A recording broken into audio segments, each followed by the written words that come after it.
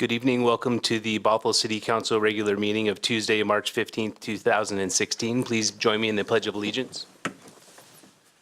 Allegiance to the flag of the United States of America and to the republic for which it stands, one nation, under God, indivisible, with liberty and justice for all. All council members are present. We are going to try something a little new today, and actually from this point forward, what we're going to do right after the roll call and Pledge of Allegiance is that we're going to go ahead and pop it up on the screen there, please, City Clerk, is that we're going to post when we have upcoming public engagement opportunities. And so it just so lets people know these are the few things that are coming up. Everybody can read, but I'll just go through them real quick here. A public meeting with for the Penn Park Reservoir replacement, March 16th, 6:30 to 7:30 here at City Hall. Earth Hour Glow in the Dark Bingo, which will be March 19th from 8 to 10 p.m. in the Bothell Operations Center, which is near Red Robin up in the north end of the town. Then the last one is an open house for the Capital Facilities Plan Update, which is March 31st, 5:30 to 7 at City Hall as well.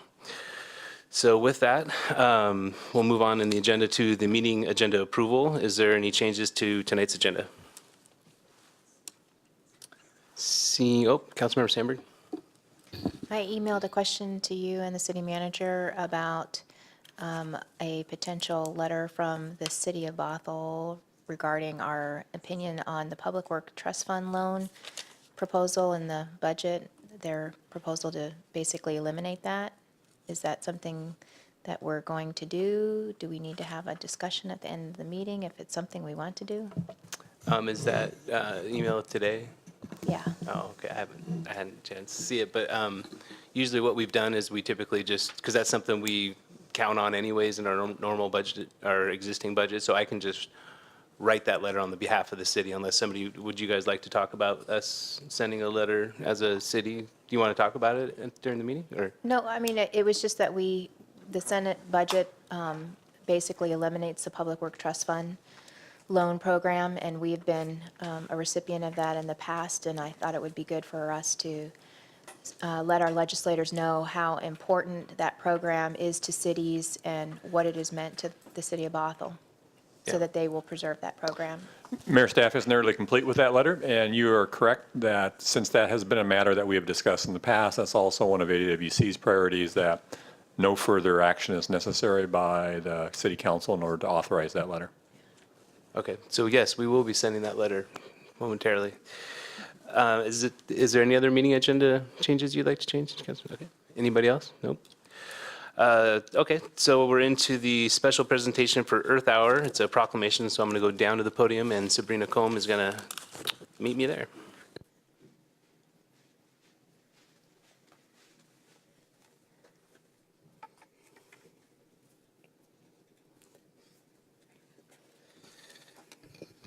Is this on? Okay. Okay, so this is a proclamation for the City of Bothell's Earth Hour. Whereas the City of Bothell is participating in Earth Hour as part of our Bothell Cool program to promote sustainability and reduce energy usage in Bothell. And whereas the City of Bothell is partnering with the local hazardous waste management program in King County, Community Transit, and Recology Cleanscapes to promote this event in the community at the Bothell Operations Center. And whereas the city will promote the event and information about the program in the Bothell Bridge newsletter, on the city website, Bothell Cool newsletter, Eventbrite, social media sites, and tonight. Whereas Earth Hour promotes turning off lights for 1 hour once a year at 8:30 p.m. around the world. Now therefore, I, Andrew Rayum, Mayor of the City of Bothell, do hereby proclaim Saturday, March 19th, 2016 at 8:30 p.m. as Earth Hour in the City of Bothell, Washington, and I call upon all citizens and civic organizations to turn off their lights for 1 hour. During this time, I ask citizens and organizations to take time to participate in community activities without power for 1 hour. In witness whereof, I hereunto set my hand and official seal this 15th day of March 2016. Thank you. Thanks for coming. I don't have a pen to sign this. There we go. City clerk's the best. There you go. Thank you, Sabrina, for all your hard work for the city. Thank you.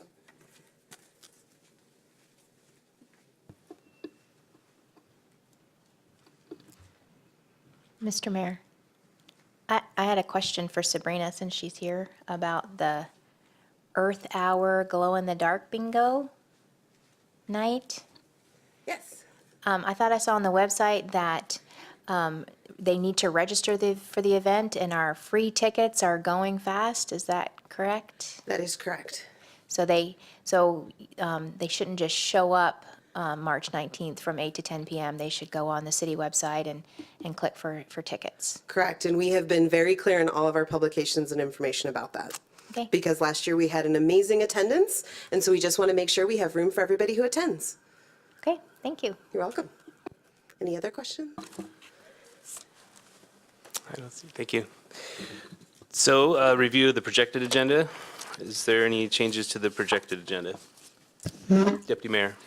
Yes, I would like to add, since the noise ordinance, according to the city attorney, is not properly on the docket since it doesn't currently exist and we don't seem to have time for it this year, I'd like to add a review of the ordinance just as it exists in the Bothell Municipal Code.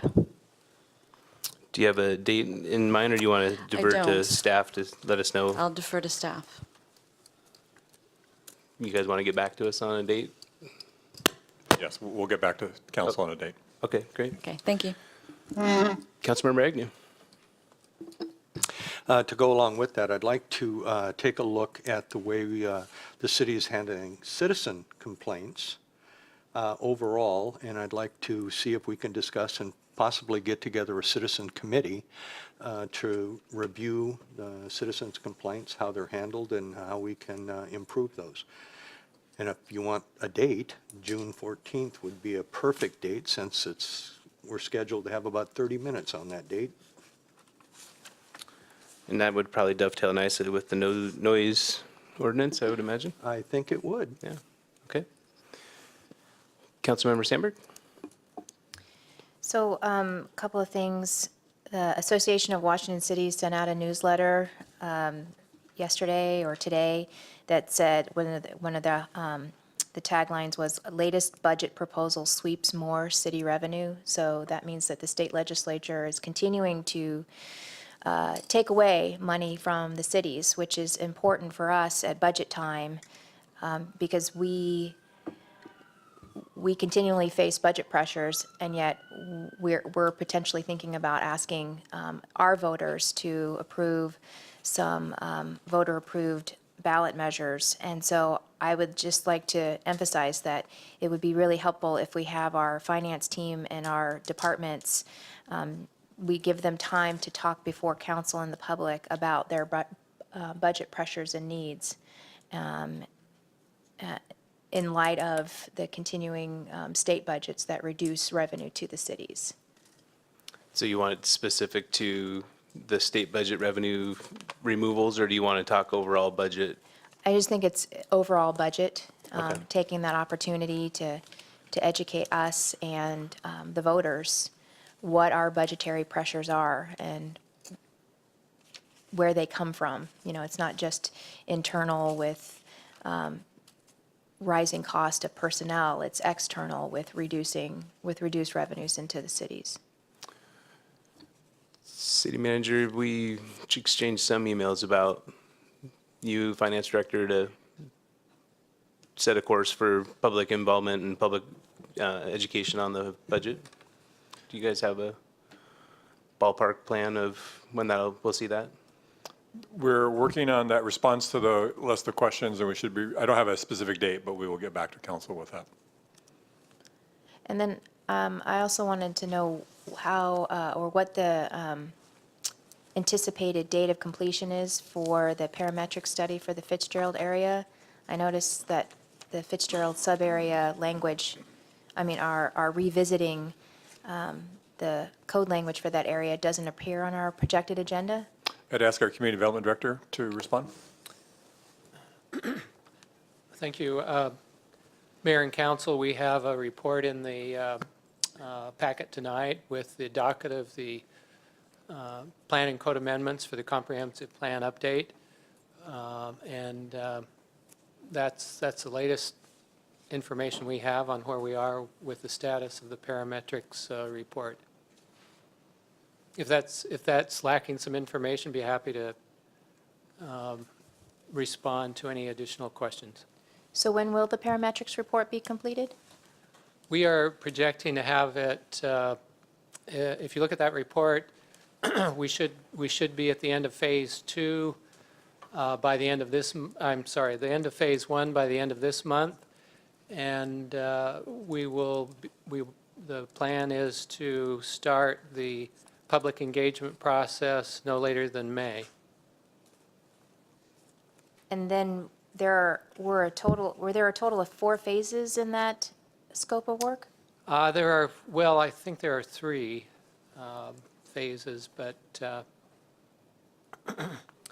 we should be able to complete all of them, I would think, by the end of the second quarter. So you were saying okay, so end of phase 1 by March 31st, public involvement by May. And then when do you anticipate it coming to council? I don't have that document in front of me right now, but and I will say it depends. It depends on how the public involvement process proceeds in May as to how quickly it'll come forward. But our goal is to try and complete it by the end of the second quarter. Well, I guess I'd like to ask the council if they're interested in trying to figure out how to expedite this. We approved back in November the parametric study to do the best available science. And in January, we heard loud and clear from the property owners that they wanted to resolve this issue as quickly as possible. And so now it looks like we're into June to start at the earliest. So could we have this come back at our next meeting and have them give us a schedule? Does that seem reasonable, Councilmember Sandberg? For the Fitzgerald process that we've requested? Okay. It should. Is that doable, Community Development Director?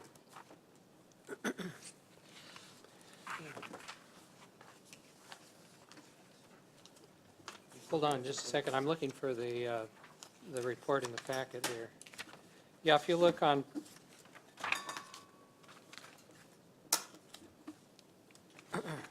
attachment number 7 to the plan and code update amendment. Do you have a page number for our packet?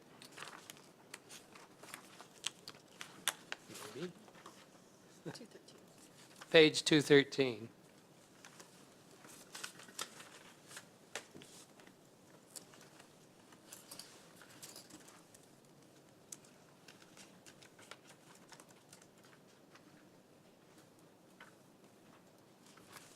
Oh, there's the schedule right there.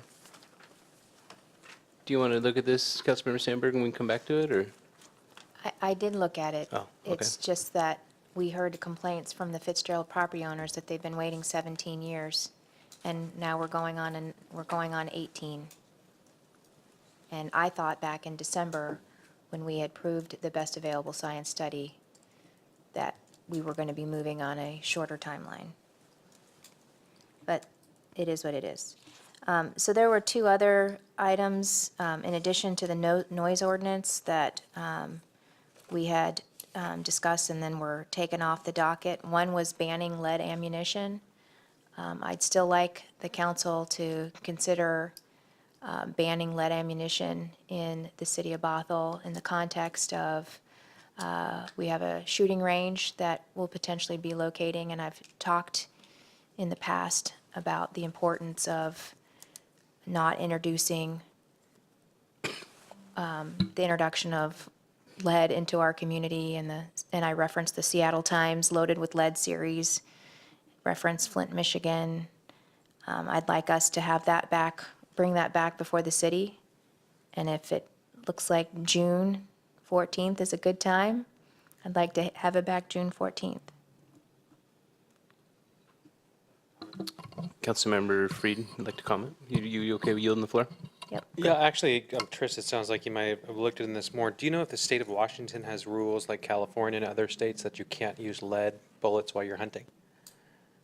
I haven't looked into all the details. I just know that lead ammunition is allowed in indoor ranges, and that the Seattle Times did the series that highlighted indoor ranges specifically in Bellevue, and the attendant problems of that, and the long-term liability to a jurisdiction faced with cleanup and exposure to its residents. It's an interesting conversation because I'd like to have those lead bullets recycled in the sense or collected. And if they're fired in an indoor gun range, it's a great way to connect them or collect them rather than shoot them out in nature and distribute the lead. You know what I mean? So maybe it's something I'd be curious to look a little bit more about what Washington State's rules are and such. But Okay? Okay, so June 14th, is that reasonable for staff? I think that it might be, we'll have to have that discussion to see where it fits with all the other, the tasks that the council would like us to explore. And so if council's in agreement that that's a discussion you'd like to have, then staff will certainly schedule it on June 14th or another date that does work and fits with the council's schedule. I'm curious about it. Is there interest? Yeah. Okay. Anything else, Councilmember Sandberg? And then lastly, there was, I brought up discussion about revisiting our off-leash code related to pets off of leashes. And that sort of got wrapped into the concept of an off-leash dog area, but that really wasn't what I was proposing. And I was not thinking that that was something that the council would do, but that the Parks and Recreation Board could review. Well, we currently have language that was changed from voice command to on a leash of a particular length, and that has created consternation for many dog owners in the city. And I think revisiting that language with potential code of conduct for off-leash dogs in one park, like a demonstration park or all of our parks, would be a good topic for our Parks and Rec Board to take up. Does anybody have an objection to Councilmember Spivey? Great, thank you. That's an ordinance, and I don't think that's appropriate for Parks and Rec to be looking at an ordinance of, like that. That's what we do. We're the legislative body. And so that, I think that needs to come back to council to address, not necessarily Parks and Rec. It's appropriate, I think, for Parks and Rec to say that to explore the creation of an off-leash area or an off-leash park, but I don't think it's their role to explore, whether it should be an ordinance or not, or to change the ordinance. I think that's our role. I totally agree. Yeah, we're the only body that changes. But are you opposed to them kind of studying the issue in more detail? You'd rather just come directly? I think that goes back to more to our code compliance people, more to our city attorney, more to our animal control officer and the police versus Parks and Rec. Okay. Well, if I could respond, I was thinking that like a code of conduct is something that the Parks and Rec Board would be the correct body to develop that for our consideration in conjunction with dog owners in the city. And that we could, and if there was a code of conduct that would allow off-leash activity in, for example, a demonstration park, then we would have to write or change the code or the ordinance to allow that. But the code of conduct would be more appropriate for them. But I'm more than happy to keep it here with us. Let's put it on our projected agenda and have staff get back. Well, is everybody interested in looking at a off-leash code? Or is that something you'd be interested in? I think until we have a designated off-leash area, that you're essentially going to have confusion as to where off-leash is allowed and not. And so I would say that until we create an off-leash area and a code of conduct to go with that off-leash area, I wouldn't support having that discussion until we created that area, so that it's all together and we're not confusing the public about where you can and can't be off leash. I fully agree with you that we would make that part of the discussion. City manager, I guess that goes in the hopper with, Yes, at some point we may have discussion with the council about sort of workload and then prioritization and when you want these things to come back, as they'll start to interfere with maybe some other higher priority items that you might have. sounds great. Thanks.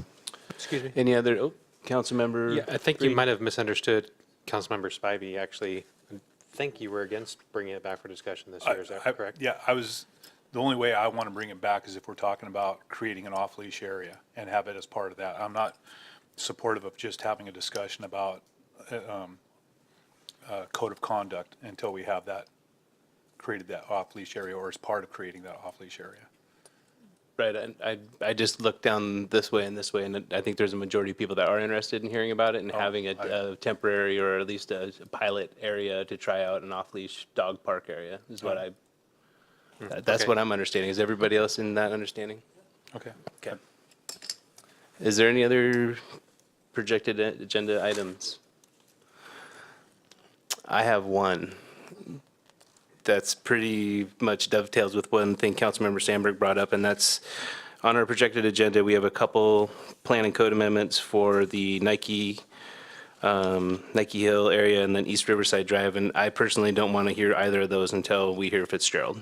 And I wanted to know what the rest of council felt about that. I guess it's goes along with getting, making sure on our promise to those people in the Fitzgerald area and making sure that that is the priority before any other plan and code amendment changes.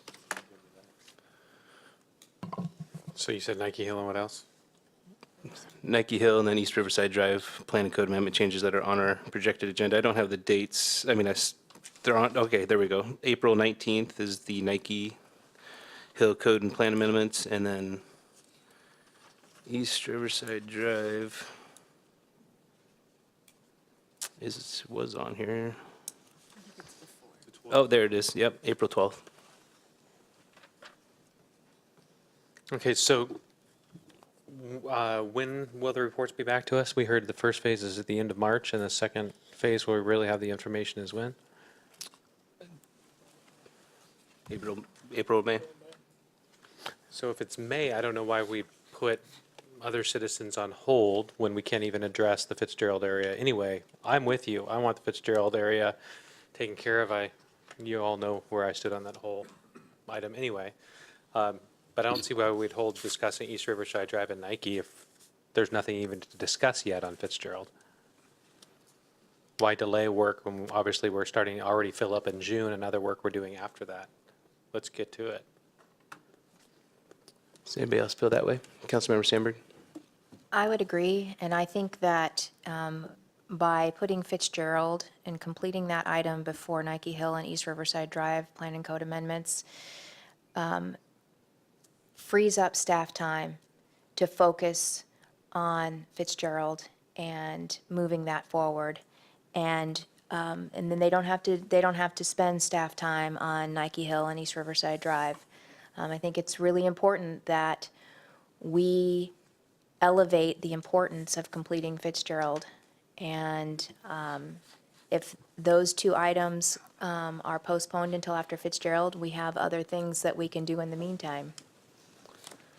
And Mayor, just so you know, what I understand from staff is that this is consultant work that's working on the Fitzgerald matter, so that's not going to necessarily be impactive on staff's efforts to work on items 6 and 7 on the projected agenda. But certainly, staff is ready to respond however you'd like us to. Does anybody else have an opinion on this item? I guess I can't really tell how people want to go. Is there additional work that needs to be done on Fitzgerald as well, besides the study by staff? Again, I'd ask our CD director to respond. No, I think most of the work is within the scope of services of the consultant with parametrics. We are putting out an RFP for some additional public engagement efforts, but and that'll be dovetailed into the scope of work. But the timeline is all centered around the parametric study. Do you have anything else, Councilor So McNeil? if you take Nike Hill and Riverside prior to Fitzgerald, you have enough time to complete those and then work on Fitzgerald as well? Yes, I think we do. Okay, thanks. So we're not taking a vote. I'm just trying to figure out whether or not people want to do that or not. Councilmember Spivey? Well, I think East Riverside Drive and Nike Hill, those are, I think those things will go fine. Where I think I see a lot more work and a lot more time coming is the Utah Bothell, that issue there. And so maybe if we're going to take something off the table, that's the one we take off the table until we finish Fitzgerald. New wrinkle. Well, maybe we should just table this and we can talk about it next week. How about that? So everybody just think about what you want to do. Personally, I would like to just stop any planning code amendment, until we figure out the Fitzgerald area. So that's why I brought it up as a projected agenda item. So, is there any other projected agenda items that want to be changed? Or does anybody have any other projected agenda items? Okay. Since nothing was pulled from consent, do I have a motion to approve the consent agenda?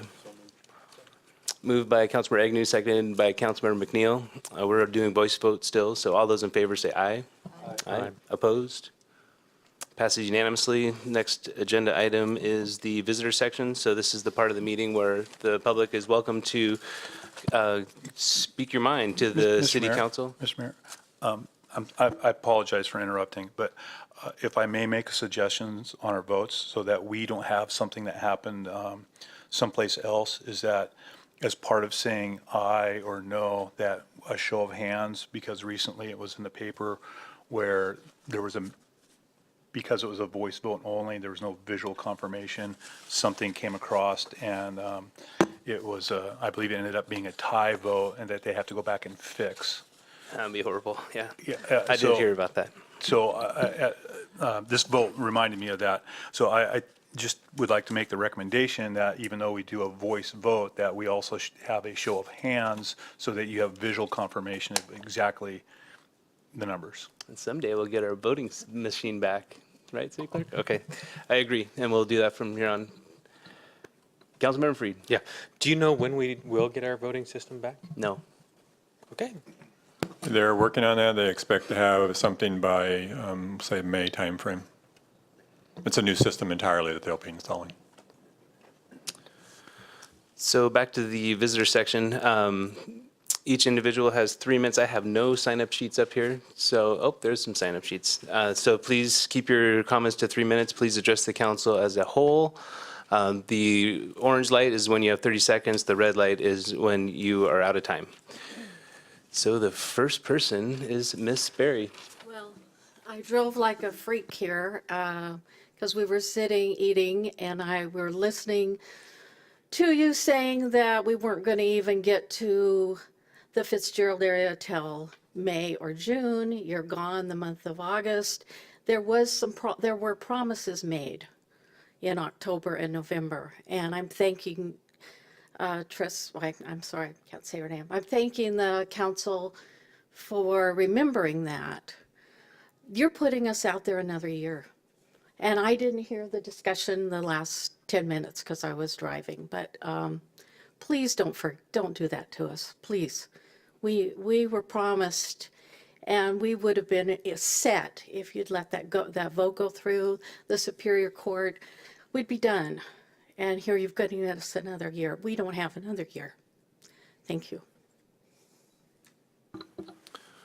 Thank you. You did miss a good 10 minutes, though, so I recommend go back and listen to it. So, next person is David Halbowitz. Before the next speaker, I want to thank you for rushing down here, and we concur with you. And I would just like to reiterate for staff that this has to happen sooner rather than later. And the fact that it doesn't even appear on the projected agenda, this week's projected agenda, concerns me. Because if it doesn't have a date certain, then there's no target. And it has to appear on the projected agenda. So I'm expecting that next week when we have a projected agenda, I'm going to see Fitzgerald on it. Mr. Abowitz. Thank you. I have two things I just want to touch on. The first is in this room on April 21st between 6 and 8 p.m., WSDOT will be holding a public hearing or public comment session for the choice to raise the tolls on 520. And why is that relevant here? Well, of course, we know every time they do something that tolls on 520, it directly impacts us. So fortunate for us, they aren't holding this meeting in Bellevue where they intended. They're holding it here in this room. Second, breaking news. They approved, they being the Washington State Transportation Commission today, this afternoon, approved the opening of the 405 tolls on nights, weekends, and holidays, so 7 p.m. to 5 a.m. will be free to all. With that, understand that we still have a problem, and I want to make sure that people recognize that this isn't going away. And in particular, some of the points, and I have a big list which I will be emailing to all of you so you can follow up with this with me. It does not address the core problem of this creating a social injustice and stratifying our traffic by wealth. That it still does not reduce congestion. The tolls do nothing to reduce congestion, and the only thing that will are other mechanisms that actually do. Third, we still have the 3+ carpool requirement, and of course the bread and butter in carpooling is a 2-person carpool. By somewhere around 85% to 95% of the cars that are carpools are in fact 2-person carpools before they implemented the ETLs. And that the new system is still unsafe. They've done nothing to address the safety issues related to the tolls. So our biggest concern on all this is that they think they've glossed over the problem, and that now they can move on and put the toll to the second half of 405, which is coming. That was in the budget that was approved this year. So our concern is that this will happen and that they'll think that they've dealt with it, when in fact the problem is not going away. And I would ask that the council work to get that dealt with, and that we should be eliminating the tolls altogether. I make myself available as a resource on this, and know that we need to deal with the PSRC as well as the WSDOT and the Washington State Transportation Commission. Thank you. Councilmember Freed. Yeah, I guess I'd ask the chair to ask the speaker, mention that the second part is funded. Are you talking about, is he talking about? I appreciate it. Good job. Yeah, good job, thanks. It's still a ridiculous system we have. But from Bellevue south to Auburn, is that what you're talking about? Yes. I'm not sure that it goes to I Auburn. think he might have to ask the question I'm first. sorry. What's the second phase of the tolling? The second phase of tolling goes from Bellevue to Renton, specifically to 167. And exactly how they're going to do that, unknown. Or how they're going to price it, unknown, but understand that it will be 3+, just like it is for our section, and it will wreak havoc on their traffic, just like us. And that actually does impact us. People have talked down there about how the toll up here has impacted them, so I would expect reciprocity there. If you could thank the speaker. Thank you from Councilmember Freed for coming up and speaking tonight. I have a question. Councilmember too. Sandberg. So for the toll, the ETL that will be in place, Bellevue to Renton, are they going to build an additional toll lane, or are they just going to toll the existing HOV lane? You can answer that if you'd like. Thank you. I am not clear on that yet as far as what their plan is. They are going to be adding a lane for at least parts of that, but you can be sure that it will be a toll lane, and any new capacity that they put in there will be toll lanes, which the real challenge here is once they put a bond on this, they have absolutely no incentive. In fact, they will not be able to create more lanes for capacity outside of that toll, because they'll have to be able to generate a toll. And the whole point of it is, if they're not creating congestion, then people are going to use the toll lanes, then they're not going to get their money. Vicious. It's vicious. I'm so glad we have a transportation expert in our midst. I would offer too that we do have transportation engineers on staff, that they might want to get more involved in this. I just simply watched it. I wasn't able to get down there today. Normally I would have been down there for their meeting. However, I have to work. So I would suggest that they at least watch it on TVW and follow up and give you that information directly. I'm happy to do it when I can, but I think that would probably be a role that you might ask them to keep you up to date on. That's a good idea. Thank you. Did you have anything else? Okay. Thank you for coming in, and thank you again for all your efforts leading the greatest petition in this history of the state of Washington to relieve our tolling issue. So thank you. Thank you for lending your ear. Yep. Is there anybody else in the public that'd like to speak? Sir, please, do you have a form filled out by any chance, or no? You don't need a form. Just say your name for the record into the microphone. My name is Stephen Hummel. Every time I get in a venue like this, I'm reminded that I need a hearing aid, so please bear with me.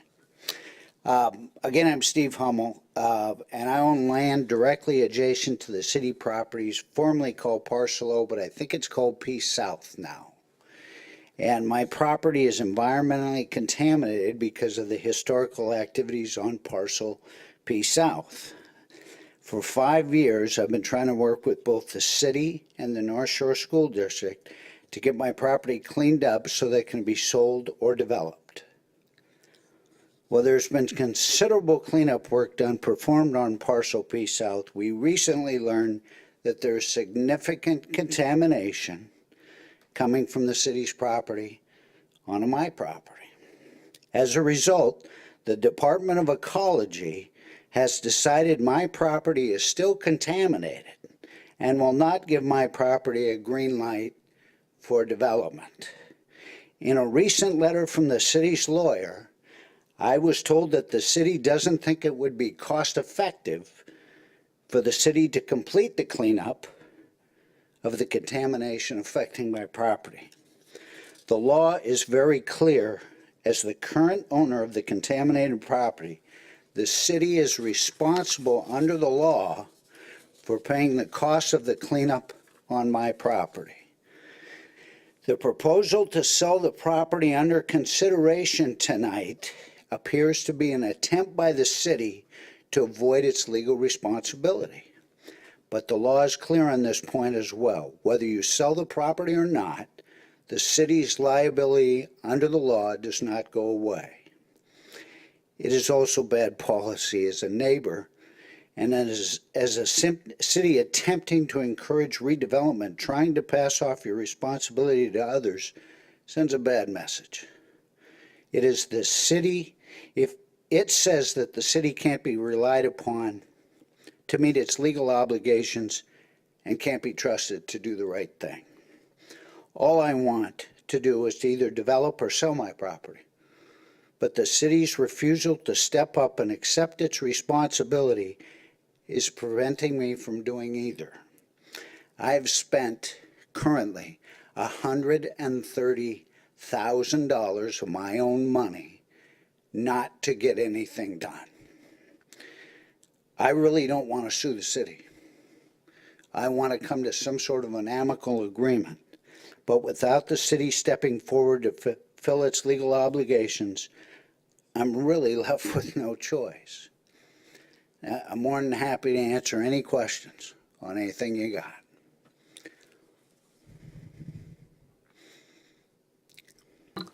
Councilmember Sandberg. Is your property only contaminated because of downstream influences from Lot P South? Yeah, absolutely. And you're being prevented from taking action or selling your property because to sell you need, is it a Department of Ecology? I need an NFA agreement or an NFA statement from the Department of Ecology that says my property is clean. It's not. Okay. There is no more contaminants on my property, but there's a plume effect coming from Parcel O that is continuing to contaminate my property. And you said that you've been working with the City of Bothell and the North Shore School District for 5 years to deal with this problem. What kind of response or have you done with the North Shore School District? Little or none. I seem to deal, I can get something through the North Shore School District, but they've got to go after the city. I can't get a response. I can't get, it's become somewhat better in the last 6 months. I can't get a response to emails. My attorneys don't get a response. And I have a letter dated 2 weeks ago, and I'll provide a copy for you, that says it is not cost effective and we're not going to clean up your property.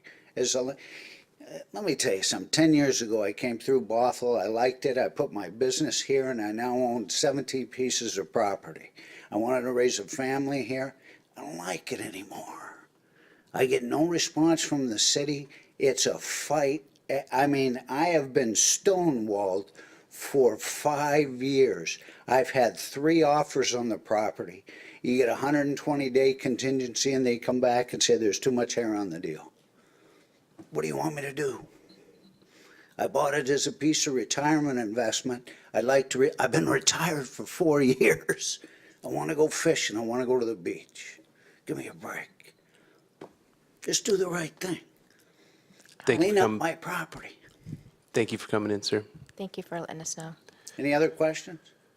We usually don't allow questions No from the problem. council to visitors. Thank you. Is there anybody else that would like to speak to the council? Okay, seeing none, we'll move on to AB 16-045, which is consider approval of purchase and sale agreement for Block P South. City Manager. Thank you, Mayor, and good evening, council. This is another purchase and sale and development agreement for yet another piece of property that the city has surplused. And again, as you noted, it's P South. This is a purchase and sale agreement between the city and Main Street Property Group, XX1, and they will be developing the property as a mixed-use project that's going to consist of either one of two mixed uses, either a for sale or for rent residential uses, and then retail uses of at least 4,000 square feet, or alternatively, an office use of no less than 12,500 square feet, and retail uses again of 4,000 square feet. Some of the basic terms I just want to remind council on, they're all started on page 23 of the packet if you wanted to follow along, but this is for, again, sale of property. The purchase price, $2,623,604 plus the infrastructure improvements that are also noted in the agenda packet. The size of the lot that we're selling on P South is 72,676 square feet. Feasibility period that the buyer will have until June 14th of 2016 in which to evaluate the property and meeting suitability for its development. They also have 3 extensions available to them. The first expiring if they choose to exercise it for a cost of $50,000 for the first extension, $50,000 for the second, and $75,000 for the third. These are all non-refundable but applicable to the purchase price. First extension will expire on June 12th, 2016, June 12th, 2017, and the last expiring on December 11th, 2017. The reason for these extensions is to allow the developer or the buyer to address the environmental situation, determine whether or not they can perform the cleanup as we are selling this property as is, rather than the city continuing to perform environmental cleanup on this site. And just as a side note, as you all know, we've spent a considerable amount of money on this property, on the entire assemblage that we purchased from the North Shore School District. To date, on parcels P North and P South, we've spent about $1.8 million. Very aggressive cleanup action that we have performed on these sites. We have yet to be able to determine the source of the contamination that's emitting from P South, which is what you just heard the citizens speak about, but we've been very aggressive trying to perform the cleanup on contaminants that not caused by the city of Bothell, but caused by the North Shore School District when it had its transportation center on this site.